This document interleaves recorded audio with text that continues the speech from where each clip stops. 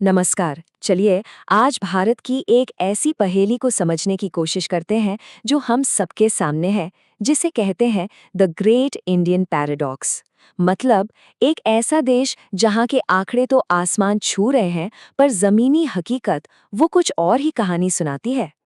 तो ये पैराडॉक्स या विरोधाभास आखिर है क्या चीज?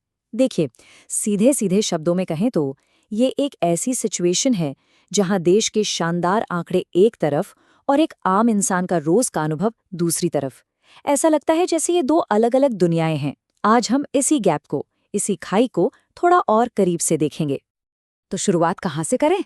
चलिए, सबसे बड़े और शायद सबसे चमकदार दिखने वाले भ्रम से शुरू करते हैं। हमारी इकोनॉमी, हमारी अर्थव्यवस्था। हम सब देखते हैं, मीडिया में जश्न मनता है, संसद में बड़े बड़े आंकड़ों की गूंज होती है, पर सवाल ये है कि क्या ये चमकते हुए नंबर्स पूरी कहानी बताते हैं? ये नंबर, ये तो हम सब ने कहीं ना कहीं जरूर सुना होगा, है ना? कि भारत दुनिया की 5वीं सबसे बड़ी अर्थव्यवस्था बन गया है। ट्रिलियन डॉलर्स की जीडीपी सुनने में कितना इम्प्रेसिव लगता है। और इसमें कोई शक नहीं कि ये हम सबके लिए गर्व की बात भी है। लेकिन यहीं पर कहानी में एक ट्विस्ट आता है। इस बड़ी चमकती तस्वीर के पीछे की हकीकत सच कहूं तो चौंकाने वाली है। सोचिए, जब इस खरबों डॉलर की इकॉनमी को हमारे 140 करोड़ लोगों में बांटा जाता है तो क्या होता है? तस्वीर पूरी तरह बदल जाती है।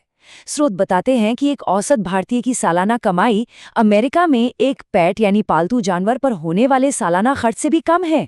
यही तो है वो पैराडॉक्स। एक तरफ खरबों की इकॉनमी और दूसरी तरफ लाखों लोग जो अपनी बेसिक जरूरतों के लिए आज भी स्ट्रगल कर रहे हैं। अच्छा, चलिए एक और शानदार आंकड़ा देखते हैं। भारत दुनिया के सबसे बड़े फूड प्रोड्यूसर्स में से एक है। हमारे सरकारी गोदाम अनाज से लबालब भरे रहते हैं और हम हर साल प्रोडक्शन के नए नए रिकॉर्ड बनाते हैं। और फिर हम इस विरोधाभास की सबसे दर्दनाक तस्वीर देखते हैं।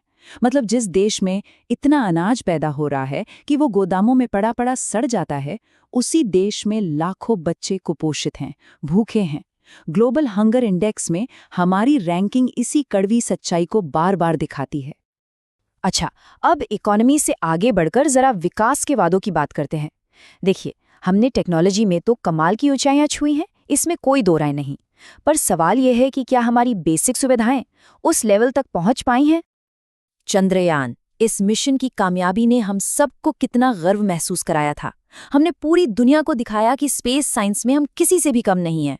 ये हमारी टेक्नोलॉजिकल ताकत का एक जबरदस्त एग्जाम्पल है। लेकिन जैसे ही हम स्पेस की ऊंचाइयों से उतरकर अपनी गली मोहल्लों में आते हैं ना, हकीकत जमीन पर ले आती है। शहरों की सड़कें गड्ढों से इतनी भरी हैं कि मजाक मजाक में कहा जाता है कि कभी कभी तो चांद की सतह भी इनसे ज्यादा प्लेन लगती होगी। सोचिए, हम लाखों किलोमीटर दूर चांद पर तो पहुंच गए, पर घर के पास की सड़क पर चलना मुश्किल है। अब इस आंकड़े पर गौर कीजिए। भारत हर साल दुनिया में सबसे ज्यादा लगभग 15 लाख इंजीनियर्स तैयार करता है। 15 लाख! ये टैलेंट का एक समंदर है जो दुनिया की बड़ी बड़ी टेक कंपनियों की रीढ़ है। तो फिर सवाल तो उठता है ना कि इतने सारे इंजीनियर्स के देश में हमारे पुल, हमारे फ्लाईओवर्स पहली बारिश भी क्यों नहीं झेल पाते? ये जो हमारे इंफ्रास्ट्रक्चर की खराब क्वालिटी है, ये एक बहुत बड़ा सवाल खड़ा करती है कि भाई आखिर ये सारा टैलेंट जा कहाँ रहा है?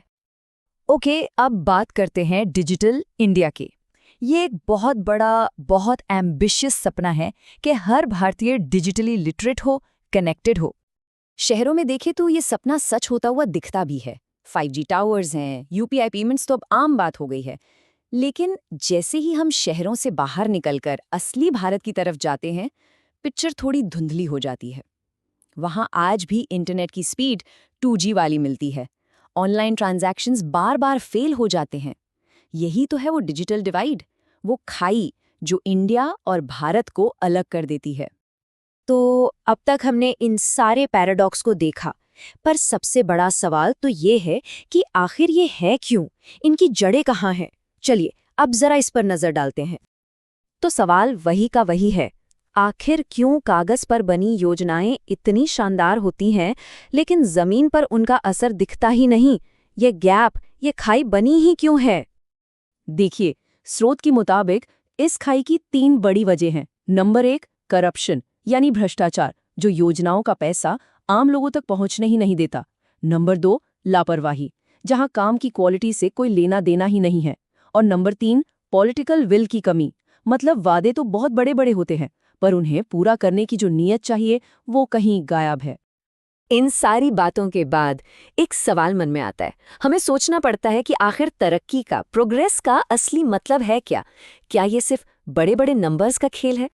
तो फिर असल में तरक्की क्या है? क्या ये दुनिया की 5वीं सबसे बड़ी इकोनॉमी का टैग हासिल करना है, या ये पक्का करना है कि देश में कोई भी इंसान भूखा न सोए? इसका जवाब शायद बहुत सीधा और सरल है। किसी भी देश की असली ताकत उसकी जीडीपी के नंबर्स में नहीं, बल्कि उसके लोगों की खुशहाली में होती है।